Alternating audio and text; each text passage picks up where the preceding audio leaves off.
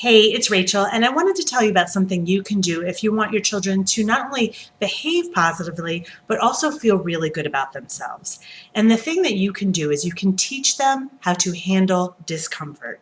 Most parents bring their children to me because they want their behavior to change. They want them to listen more or tantrum less, or they want them to make more responsible choices like choosing to do homework rather than texting with their friends.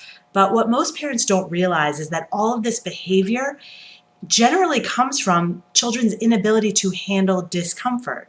So your child may not listen to you when you ask them to stop playing a game, because when you ask them to do that, they're uncomfortable, they're frustrated, they're disappointed, they're stressed out, and they don't know how to handle these emotions in a positive, respectful way. So what you see is when they feel frustrated, they are disrespectful to you or even defiant towards you. So that behavior is really a reflection of their discomfort inside.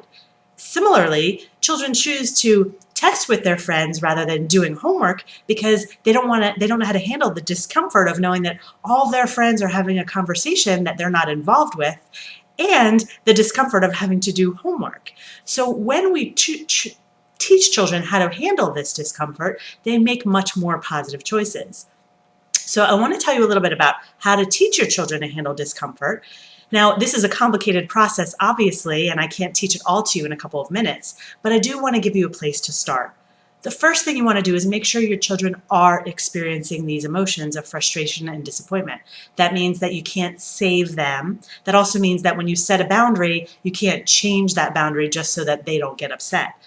So make sure your kids feel these emotions, and here's what you can do in the moment when they are feeling them to teach them to handle them. You can respond in a way that is not over-exaggerating, but also not minimizing the way they're feeling.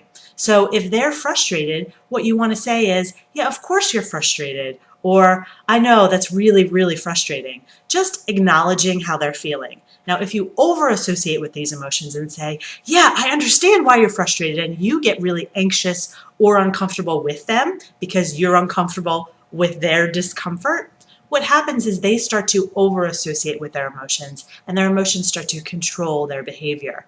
But what most parents actually do is they minimize these emotions and they say, oh, don't be frustrated, or you'll be fine.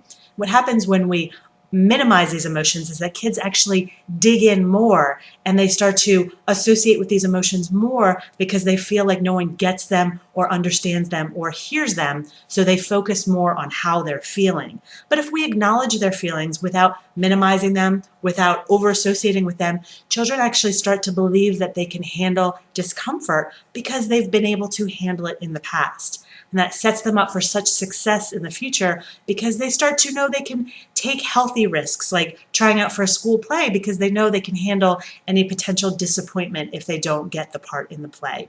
So I hope that helps you understand the importance of teaching children how to handle discomfort and a place to start in order to teach them. If you have any questions, feel free to email me at rachel@rachel-bailey.com. I'll see you next time.